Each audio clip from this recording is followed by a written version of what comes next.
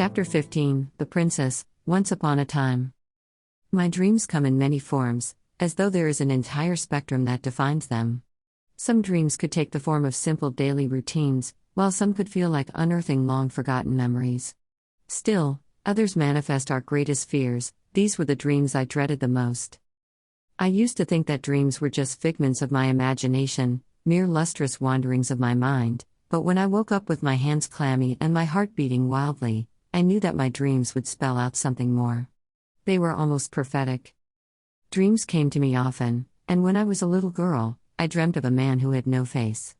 He would come for me, and I would not be able to resist him. He would take me away from the palace. I would give up everything that I had to be with him because I felt he held my future. In reality, I met a man who was older than I was, and so I thought that he could be the faceless man in my dreams. He was perfect. He was smart and funny and a lord, and heir to one of the influential houses in the realm. I was delighted then, knowing that the man in my dreams was someone I had already met in real life. Until I dreamt of the faceless man again. He was walking towards me and, upon reaching me, kissed me on the lips. I closed my eyes, surrendering to him, and when I opened them, the man in front of me was no longer faceless. His face was rugged and quite ordinary when I compared it to the lord I was seeing in real life. But then this man smiled, and the average in him was gone. He had an attractive face, a kindness etched to him that spoke to me of home. I knew that this man in my dreams was my destiny. And so, in real life, I needed to wait. While waiting for him, though, I entertained suitors. That was not my fault, was it? And then, one day, I saw him, the man in my dreams, in real life. It was not how I imagined it in my head when I was daydreaming, though, where he, wearing flowing robes glittering in metals and precious stones and blathering about his conquests all over Akea, marched to the palace and claimed me. Instead, what stood before me was a sad vagabond. I was outside the palace, followed by my ladies-in-waiting when a distinct color of hair, one that I have only seen in my dreams, caught my attention. I ran toward him, and upon reaching him, he looked down on me. Upon realizing who was standing before him, he smiled, bowed, and said, "You are as beautiful as the day, my lady." I nodded curtly before fleeing away from him. He was not who I wanted. How could I ever fall in love with a ruffian? I forced myself to sleep through that week, trying to push his face out of my head. The suitors who visited me in the palace eventually helped me forget about him. My father had noticed my discontent and had thrown balls in my honor because he knew how much I loved being the center of everyone's attention. He had hoped that the usual glitter inside the palace walls would infect me, and I would be back to my usual joyful, bubbly self. And as expected, the Lord, who had kept me interested when I was younger, was always there to entertain me. One night, in one of the grandest balls my father had ever thrown, this young lord took me to the middle of the dance floor. There, he put a hand on my waist while the other still grasped my hand. He started to guide me as we swayed to the music that filled the hall. Looking into his brown eyes, he somehow made me forget about the man I was supposed to wed in my dreams. "Something's bothering you, my lady," he said. I sighed. "It's a good thing to be bothered, my lord. At least I know I am alive." He laughed. "Let's just dance then," he said before pulling me closer to allow my head to rest on his shoulders. And while I felt the protection that his warm, strong shoulders offered, I could not erase the face of the vagabond from my head. There was something about him that I had to discover. Something about my destiny that I had to follow. Even if it meant releasing myself from this nobleman's embrace and forgetting the laughter and young love I shared with him. My family does not even like him, yet he is here, willing to just be with me. When the music stopped, I drew a pace back. His hand lingered on my waist. "You seem to be quiet tonight," he began. "This is your ball, but if the hostess doesn't feel like hosting, then do us the honor of retiring to your chambers. Your guests would understand because those who are here tonight are the ones who have affection towards you." I looked up at his handsome face and touched his cheek because I was unsure when I would see him again. A decision had to be made soon, and there was nothing more I wanted than to face my destiny. I turned in after that conversation, weary from my emotions aside from all the dancing. I fell asleep almost immediately. It was then that I had the most bizarre dream. I saw the vagabond's face again, and there was no mistaking what the dream wanted to tell me, that this man was destined to be my husband. I ran away from him in my vision like how I did when I first saw him, but my dream was relentless, and soon I got tired of running away, and in one of those dreams, I chose to stay. Needless to say, the vagabond came and took me away from my province. My father's heart broke when I left my crown, but I had to understand the visions in the dream. Awake, I did as was in my dream because that was the only way that I could catch a glimpse of what the future held for me. Had I kept on running and ignoring the vagabond, my dream would not have changed. The vagabond took me to another province far away from where I was raised, and my heart bled each night from the desire to return to the familiarity of my bedroom in the palace. If a heart's yearning could magically transport me back to my family, I would find myself immediately in my old bedroom, where my crown awaited me. But for now, this was not to be. My power behaved precisely as I thought it would. It continued to show me the next steps that I should be taking. It went on to show me my wedding. There was a promise of happiness, but it had been slow in coming. Then, without any warning, the dreaming stopped, and I found myself trapped with my husband. Here I was in a place so unfamiliar to me, awash with feelings of hope that there would be something better in store for me aside from just this. What have I done? Did I just give up my crown to end up living with a man I didn't even love? Did I sacrifice every good thing in my life to find out that there was nothing more to this life? All these thoughts made me act harshly toward my husband. He was not who I wanted to be married to. His only shining quality was his kindness, but who needed kindness when it could be bought? Care was an all too familiar emotion that had been bestowed upon me because I was the princess. Cruelty was never afforded me since it meant death to those who did. And who would so boldly dare them? My husband worked hard, days on end, and on rare occasions, he would bring me a cask of wine that I could sip on. He did not have to say it, but I knew he was trying to make me feel a little bit more at home, although mine was far away from this horrible place. Words never connected us at first, and we would sit silently by the shore and watch the moons as they hid behind the clouds. There was one time he held my hand. I let him because I was lonely from being too far away from the palace and the people I loved. If dreaming were my power, why was it so difficult to come by any of them now? Gone was that time in my life when I could step into a dream and see through the haze what Akea was like in a parallel world. Why were my dreams not telling me what I had to do next? Surely my future did not end with just being wed to this man. There had to be something more. And if there was no more, I had to know, so I could change my destiny. Perhaps I could still claim my place in the palace. It was approaching the solstice when I allowed myself to sleep with my husband for the first time. It was that act as husband and wife that paved the way for me to dream again. Dream after dream has visited me since. I was able to step inside the dream world again. Some dreams were vague, others were so vivid that I could remember all of the details in the morning when I awoke. Among all those dreams, though, there was one thing that stood out: happiness would come with the birth of a child. My husband worked in a vineyard, and while the town was still asleep, he would have already left and engaged in hard labor to earn a meager sum of money, never telling me anything about the hardships he suffered. In the evenings, he would bring home food that we would share for days and yet eat in silence. I never asked him how his day was, nor did he ask me how I spent mine. Inside my head, an ebbing emotion blamed him for the difficult life that I had, even though I knew it was not entirely his fault. He was as much a part of the fate that was laid down ahead of me as my decisions were to follow my dreams.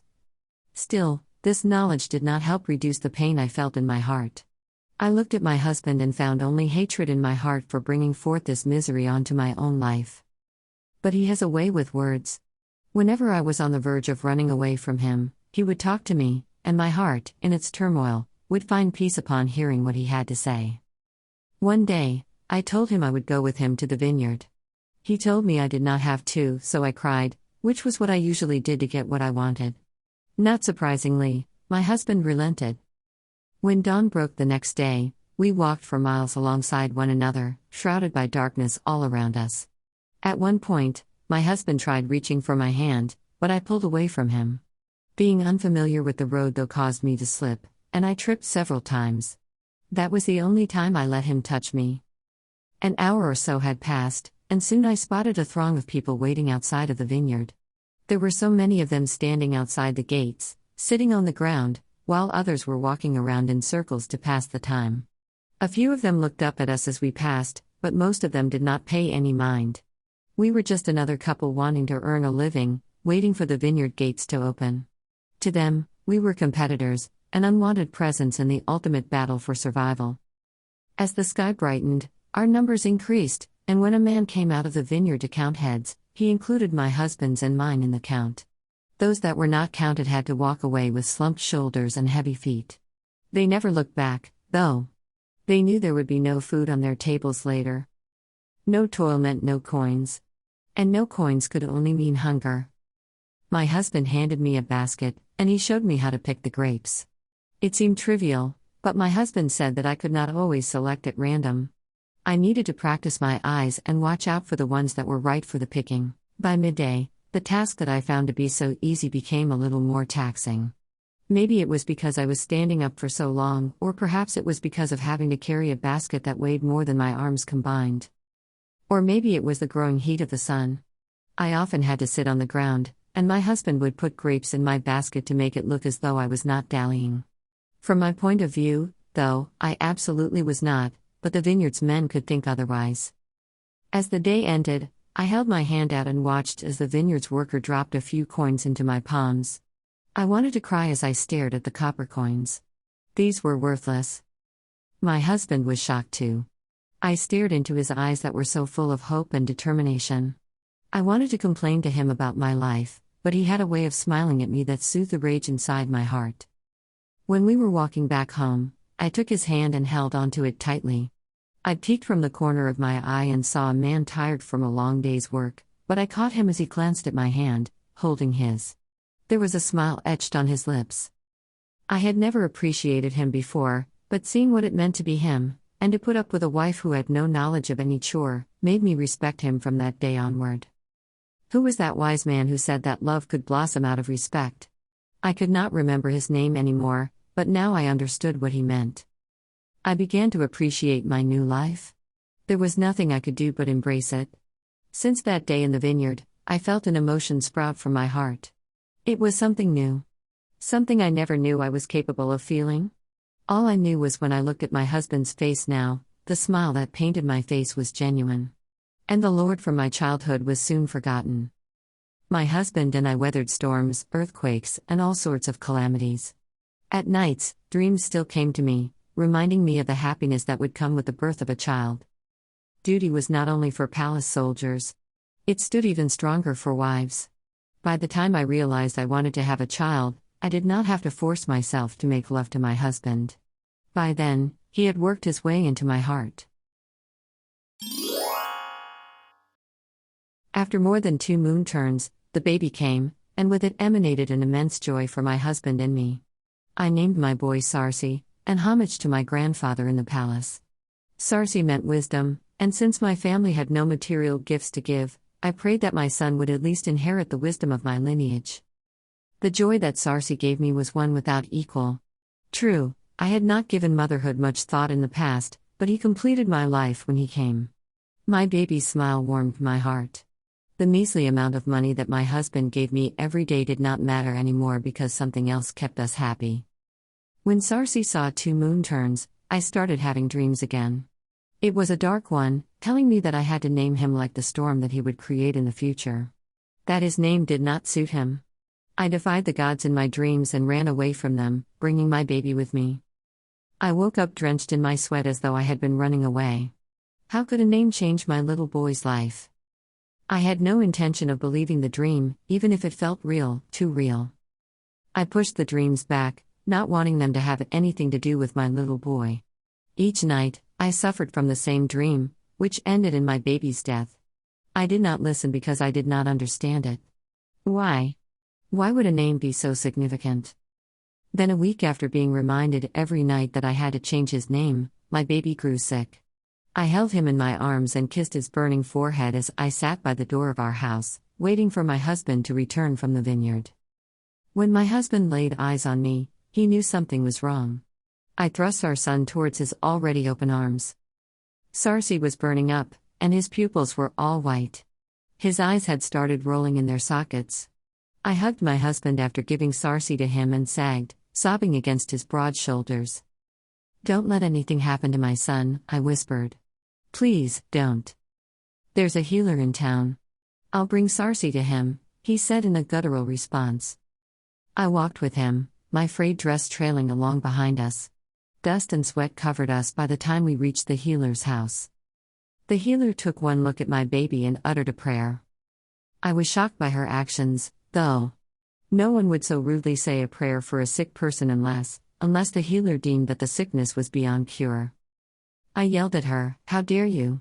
You will not say a prayer for my boy. He will live. This is nothing but a fever." The healer looked at me, her eyes solemn. She looked at my husband and gave him the boy. I have said my prayers. Saving him is beyond what I can do. His soul is already lost to the gods. Stay with him through the night and accompany him to where the gods are sending him, she said. I shrieked profusely at the healer, clawing at her for her remarks, and my husband tried to calm me. No, no, no. Not my boy. I was a madwoman. I struggled with my husband and took Sarsi from him. I ran all the way home, holding my crying son in my arms.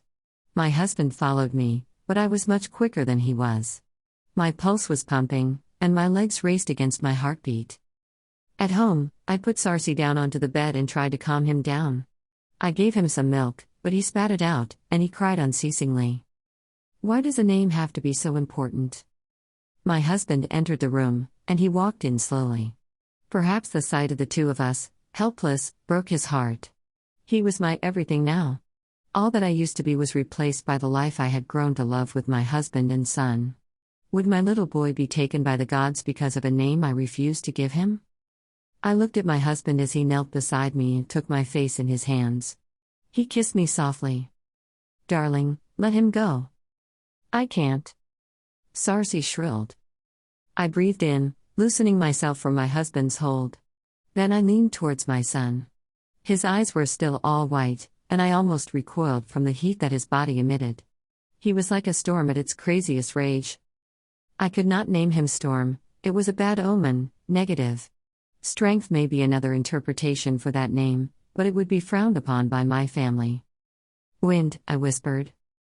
The baby stilled. McQuinn Storm, I said. I pulled the baby in my arms and whispered against his ear, you are wind and storm, a balance of nature, a balance of life. Live, my son. My husband watched us with awe in his eyes. He had never known what my power was, that I could see the future ahead of me, which would only materialize if I were obedient to the gods. The dreams told me. I had no option but to listen. What kind of game were the gods playing on me? Was it all for their cruel entertainment? They told me in my dreams what I should do, and sometimes these were petty things. A dream once revealed to me to drink a glass of water at exactly the break of dawn. Otherwise, I would grow sick in the next few weeks. Judging it insignificant, I did not heed, and consequently, I found myself in bed with a horrible case of fever. This was how I knew where my place was in the dreaming world. If I neglected the dreams within the specified time they beckoned, I would have to face the consequences. What kind of sick power did I have? Why did I have to see the future in dreams and be pushed to do something for the prophecy to happen? But it has always been how my power worked. I could curse it repeatedly, and yet, nothing would happen. Acceptance was what separated the dream from my reality. I don't much like storms, and that was why I called my son Wind, because the wind soothes and calms everyone. It was the right amount of what people need to balance their lives, remove their fears, and rejuvenate the spirit. It was a futile battle against the gods to push against what the dreams dictated to me, but I could also be stubborn sometimes. Wind was 8 moon turns when he learned to play the trumpet. I was older by then, and youth no longer held me in its boundaries. Motherhood had fully claimed me, and my world revolved around my family. What's on the other side of the world, Mother? Wind asked, holding the trumpet in his tiny hands. Many people of all shapes and sizes, vast lands you've only dreamed of, and palaces, beautiful, quiet, majestic palaces, I said. There's so much more out there, my son. A wave of nostalgia passed over me. You've seen them? I nodded and smiled. I could not speak further, afraid that my emotions would give me away. Is it beautiful out there, Mother? He asked. I thought it over in my head. I sighed before speaking. Yes. Here, There are farmlands and all, but out there are beautiful towers that could almost touch the clouds. His eyes widened in excitement, and his hold on the trumpet tightened. What's a tower, Mother? It's a tall structure. Structure? I chuckled. There are lots of beautiful things out there. Maybe I should go there, Wind said. With you and Father. Someday, Wind. We will, I said earnestly, not knowing that the promise I gave him had no chance of ever coming true. In dreams, I visited my father, the palace, and my people. But in the waking world, I stayed where I was supposed to be, with my husband and son. It got dull at times because there was only so much I could do in Minoan. Traveling and visiting beautiful places were a few of the things I liked doing in the past that I did not have the luxury to even think about now. If we saved up, it could take us moon turns before we could ever afford a carriage and come up with the money we would need to support us in such travels. My life, although far from being perfect, was more than tolerable, with my husband and son to always complete my day. But one night, another dream invaded my rest. It started in our cottage in the village. I woke up early in the morning, cooked our food, packed lunch for my husband, and played with my son. Wind and I waited for Goryo's return as usual, and we had dinner together. My husband was not yet tired, so we walked around the town, enjoying the displays in the capital stalls. That was how the dreams came to me, so that even in my sleep, I had nothing to fear because there was nothing unusual with them. As we were walking back home, I found soldiers walking towards us, their uniforms bearing my family's crest. My lady, you have to come with us, a soldier spoke. I shook my head and held on to my son's and husband's hands. No. My place is here. The soldier handed me a letter.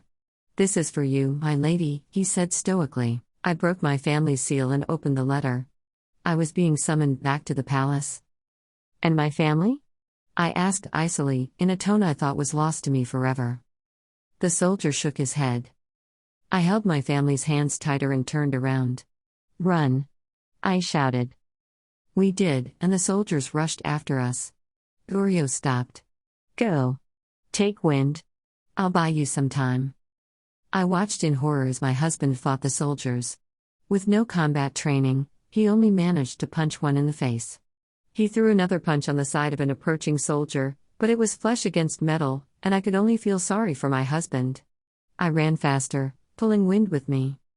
Mother, mother, Wind mumbled. His eyes were teary. What about Father? Goryo's hands were bound now. 2 soldiers were holding him up while another was throwing punches against his stomach. My throat went dry, and I felt like I would pass out, but I had to be strong for my son. Your father will escape. He will come to join us soon, I said. For now, we have to run. I heard the piercing cry of my husband and could only guess what had happened, but I did not stop. I had Wind with me. Maybe that would be enough. Our bodies brushed against the leaves and twigs, and whatever it was that littered the forest. I was not mindful anymore of where we were heading. Only one thought raced inside my head: we had to escape the soldiers. We were panting when the soldiers caught up to us. I shrieked as a hand grasped my arm fiercely. I turned around and swung my arm to drive the hand away, but it was as though the soldier had hands made of steel. There's no place for you but home, my lady, the soldier hissed. This is home. I insisted. The soldiers took my hands and pulled me, leaving Wind behind. No.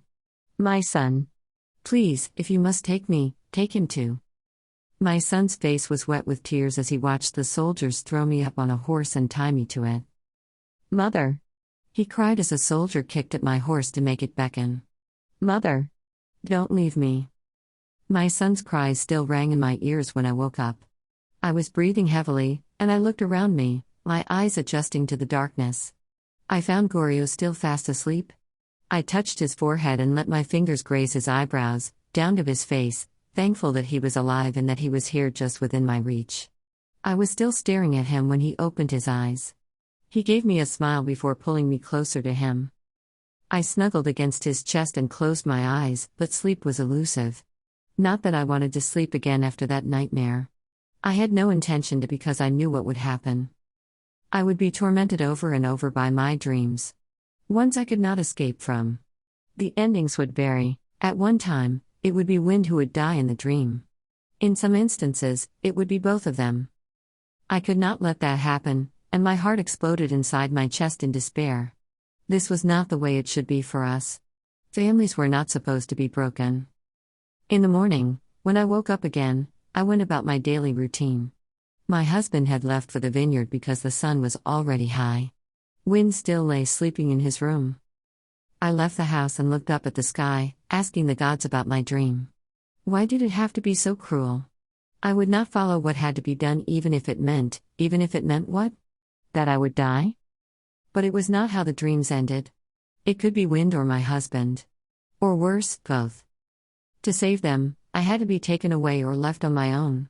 Fate was riddled with choices, but I never thought that the alternatives could be this difficult. I followed the dreams I had in the past, but this time, I could not give in. I would kill for my family. I entered the kitchen and focused on finding the herb that would make me sleep. I should wake Wind because the moons were at their brightest, which meant it was fast approaching midday. But other matters distracted me. I wanted a battle, a confrontation with my dream. Somehow, I had to learn how to control and sway it in my favor. I found the herbs and immediately went to dicing the tubers, juicing them up, and pounding the leaves. The ending concoction was a dark, greenish liquid that felt slimy to the touch. I poured it in a cup before boiling water. As soon as steam escaped the kettle, I put off the fire, took the pot, and mixed the hot water with the juice that I made, stirring it and watching as the green liquid blended with the water's transparent purity. Enter the dreams and fight. If I could not change the dream, I had all the right reasons to know at least the whys of my future. Holding the cup with both hands, I moved into Wind's room. He was fast asleep, his chest rising and falling rhythmically. I raised the cup to my lips and drank until nothing was left. The effect was immediate. I only gulped the last of it when I felt myself losing the connection with my body. The cup dropped to the floor, sending broken pieces of hard clay everywhere. Seconds later, I hit the floor. I felt no pain even as I fell on the shards because by then, I had already started entering the dreaming world. It was similar to how my other dreams started, hazy. When I settled in, the surroundings drew sharper, more vivid. The swirling stopped, and I started paying attention because what would come next would be indicative of what I had to do in the waking world. I was back inside the house, reading a story to Wind, when my husband came in. He sat beside me and pulled me closer. "What's wrong?" I asked. "I think someone is spying on me," he said. "Why would anybody spy on you?" He shrugged his shoulders. "It's weird. I was going about in the vineyards when I noticed that one of the pickers was looking at me. When I smiled at him, he dropped his eyes to the ground. I went back to what I was doing, and then afterward, when I glanced at the picker, he was gone." His voice remained calm, but I felt his heart beating faster as I pressed closer to him. Wind was also listening intently. It happened another time while I was carrying crates to the loading bay. Do you know that feeling you get when someone's looking at you intently? Watching your every move? The hair on the neck thing, like there was a ghost or something like that. Then I looked around me, and everybody had their gazes fixed on me. "I don't know," he shrugged. "There's something odd about today," he finished. I squeezed his hand, not knowing how to respond. Then after a few minutes, there was a knock on the door. My husband went to see who it was, and I had to hold my breath. If they are my family's soldiers, I know what I'll have to do: leave my family behind. I hugged Wind and kissed the top of his head. "What is it?" my husband asked. "A summon from the palace of Amer," a voice said. This was the moment. "Listen to me," I tilted Wind's head so that I could look into his eyes. "I'll have to go, but remember that I love you. I love you so much. Don't you ever forget that," I said. Wind's eyes widened. "No, Mother. No." He shook his head profusely, and his grip on me tightened. I tore my son's arms from around me and stepped towards the door. Gorio turned around and saw me approaching. "Maercella, no. You can't go with them. The palace doesn't need you. We are your family." His voice was gravelly as he said those words, and each edge deepened the gashes in my heart that, unbeknownst to me, were already there. Gorio stood in front of me, and he was blocking my way. Like a play that I rehearsed inside my head, I tiptoed and kissed him on the lips. His eyes were begging me, and I choked back a sob. There was nothing I could do. Before tears could escape my eyes, I broke loose from my husband's hold and approached the soldiers. "You want me?" I asked, my voice sounding unnaturally calm. "The Amaresian palace summons you, my lady, to the place that the king of Amer says is your home," he said. There was no other way but to accept. This time, I would go with the soldiers to explore what happens next in the dream. The soldiers seemed appalled that I did not put up a fight. They had not known that I had done so in past dreams and lost. This time, I would go with them willingly and see the destiny that awaited me. "I'm going with you," I said. My husband grabbed my arm. "Maercella, please. Don't." Wind sprang from behind Gorio. I could read a million questions in his innocent eyes. I could not answer any of them, and so I turned to the soldiers. "Let's go." The soldiers pulled my arms, grabbed my waist, and all but shoved me towards the horse. Before we took off, a lightning streak split the sky. "Mother, no," Wind croaked. His face was contorted as though he was in excruciating pain. Then he pushed a wall of air towards the soldiers and me, and we fell. Thunder followed. What was that? Was that my son's power? It had not manifested in past dreams, and even though I was hurting, I wanted to run to Wind, wrap him in a tight embrace, and assure him that I was proud of his power. A soldier eyed the dark sky, crawled to his feet, and scowled at Wind. Then in a brief movement, his boot kicked at the spear lying in front of me. The spear rose in the air, and the soldier caught it. Before I realized what he was about to do, the soldier had thrown the spear in Wind's direction. My husband was too late to block it, and it pierced Wind's chest. The spearhead hit the ground, and Wind's body hung limply with it. Fresh blood soaked the land. I wailed in shock. The soldiers went wild and pushed to take my husband, too. I was on my feet, striking the soldiers, but I did not pose any challenge. The blunt edge of a sword hit me on my side, and I staggered, falling backward. Gorio dodged the swords of the soldiers attacking him. His anger made him more agile. 2 soldiers lay on the ground with blood splattered around them. Gorio's hands were shaking as he gripped the leather hilt of the metal blade that was unfamiliar to him. But he did not hesitate, swinging the blade again as another soldier attacked him. I could not take everything in. Was I to grieve for my son or watch and pray for my husband? The decision was made for me as soon as a sword slashed against my husband's chest.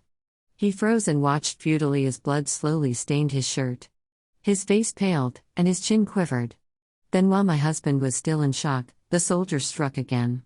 He raised and swung his sword. There was a loud swoosh as the sword split the air, and another dreadful sound followed as the metal found its sheath in my husband's neck, sending his head flying, rolling yards away from the body.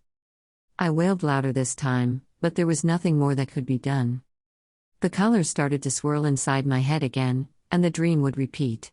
This time, I would see another account of how else it could end for my family. I had not found my answers. I was back in the vineyard, and I could not find my husband anywhere. My son was not with me, and I assumed that both of them were back home, which meant that in this dream, I could go find out who or what it was that was responsible for giving me such hateful dreams. But how would I find it? If I shouted, would it come to me? There was a curious sound to my left, and when I followed it, it led me to an old lady. She looked young and beautiful. Her white hair was long, and it moved continuously as though a steady stream of breeze was blowing onto it. Her sheer robes were also moving gently in a similar pattern as her hair. Her face glowed. She was incredibly pristine. When she looked at me, I found myself staring back into her youthful eyes. Behind them, I sensed infinite wisdom. "Do not speak. I know your questions. You seek the answers, but I cannot give them all to you," she said. Her lips opened, but it was as though the sound echoed from somewhere else. I had to fight the urge to turn around, crane my neck, and peer around me to identify where it came from. What was she? "I am called the Mima," she said. "I have no name. But I am the Mima. There are gifts, powers that the gods showered on people, and it is the Mima's responsibility to ensure that they are used fully to the purpose that the gods have intended for the people." I only needed to ask the one question in my head, but she had already answered it. I had to be careful. In this land of dreams, she could read my thoughts. I don't know if what I have is power, I started. I dream. The Mima laughed, but her face remained straight. Everyone dreams. No. My dreams are different, I explained. They are terrible dreams. I am forced to follow what I see in them. Otherwise, I would never know what the future holds for me. The Mima blinked, emotionless. Nobody knows the future, my child. What you see are glimpses of what needs to be done. There is free will, always. Your gift is to see the warnings, the signs, and the events that will take place in case you stray from your destiny. What is my destiny? I shouted. I don't want to see all of these. They only cause me to worry ahead of time. I don't want that. The Mima shook her head. Silly child. Most people would kill to have your power. Don't you see? By having the power to be forewarned, you could change the course of events. You would be able to save lives and manipulate destiny. You have the power to help the world to reach its greater glory. Warnings, I whispered. They scare me. I don't want all of this. You have no choice, child. The warnings will guide you to act wisely. In case you decide not to act on them, there is still a future for you. But knowing that a decision has to be made and that you have the power to change such things, and yet you chose not to, I am not sure if you will be happy about it in the end. Why then? I asked, starting to get irritated with her rhetoric. Why do I have to leave my family? I don't understand. The dreams tell me that I have to be away from them. I didn't do it at first. I fought the soldiers. They had to haul me away. Still, no matter what I do, either my husband or my son dies. In yet another dream, both of them died. So I stopped running. This time, I volunteered to go with the palace soldiers. I responded positively to their summons even if it broke my heart, and yet they still died. I paused because I noticed that my voice was shaking. What can I do so that they would not end up dead? The Mima fell silent. The answers are in the dreams. You can keep on dreaming and learn from them, but be quick because you are running out of time. I need your answer now. I shouted. The Mima looked stunned at my reaction, but it was only for a while. She was calm again when she spoke. Do you want it easy? Do you not want a puzzle to test your mind? I can't let my family's lives hang in the balance because I want to solve a puzzle, I screamed. Very well, then, the Mima said. The air around her became foggy, and she seemed to be floating. When she spoke again, her voice had become eerily shrill. Her eyes flickered until the pupils were gone. If you are taken, there is no hatred. If you should leave and they know it's for a purpose, there is no real loathing.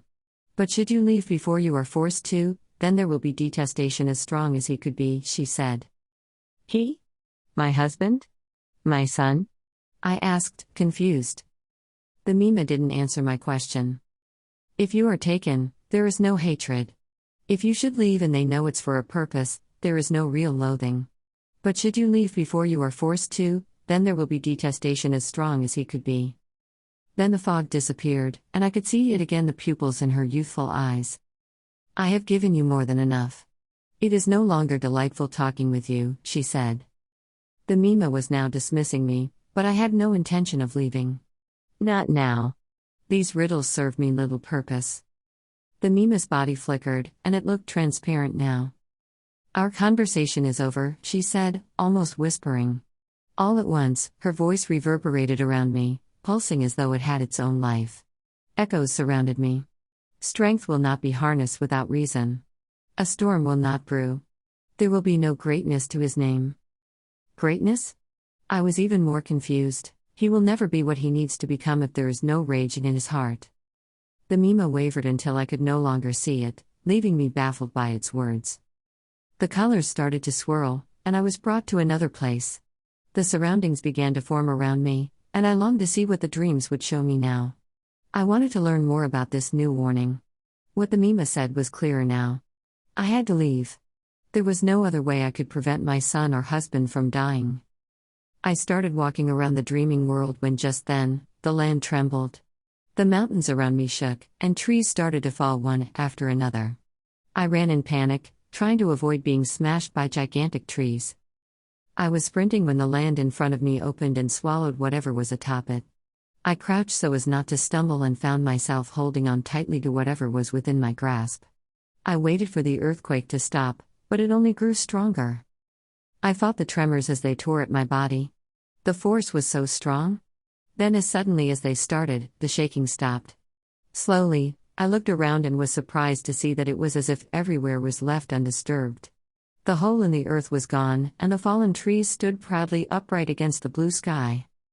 I stood up from the soft earth, reluctant to start walking again. Then I felt a coldness wrap my body from all over. I shivered again and again. I opened my eyes, and I was back in the waking world. My husband and son were kneeling facing me, their faces etched with concern. My clothes were soaked. My face and body were dampened as well. "Thank goodness you're back," my husband said. He sat me on the side of Wynn's bed and brushed a shard from the broken cup that had left an impression on my face. I realized what had happened in the dream. They were trying to wake me by shaking my body, and when I did not respond, they poured cold water on me. Wynn was looking at me with wide eyes. I reached out to touch his face and gave him a smile. "I'm fine, sweetheart," I said. Tears welled in his eyes, but before he could cry, I motioned for him to come closer. When his tiny body found its way into my arms, I held him tightly. My other arm searched for my husband. I clutched at my family as tears streaked down my cheeks. There was no question now. I had to leave them behind. Otherwise, nothing could become of my son. I kissed my son's face again and again and again, already making up for the time that I would no longer have with him. And then I must have sobbed because I remembered my body racking as emotions tore at me from all sides. How fast time flew, I thought. That was almost 3 decades ago, and I still cannot shake off the sadness I felt when I had to leave without saying goodbye.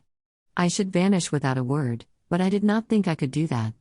So on the day that I finally decided to leave, I left a note to my husband. It was brief and said, "My dear Goryo, the gods have spoken. I have to leave you, to see Wynn's destiny unfold for him. I'll always carry you in my heart. I love you. Goodbye. Maercella." The dreams did not bother me anymore after leaving my family behind, until last night when I had another dream. It was so wild that it left me breathless when I woke up. It was a warning. Again. This time, it told me what must be done to save my son. "It is still early," I realized as I looked outside the window. "I would come for you, my son," I whispered in the darkness of the sky. I would always hold him in that familiar crevice of my heart, in that part that always remained dedicated only for my boy, my beloved son, the Quinn Storm Aaron.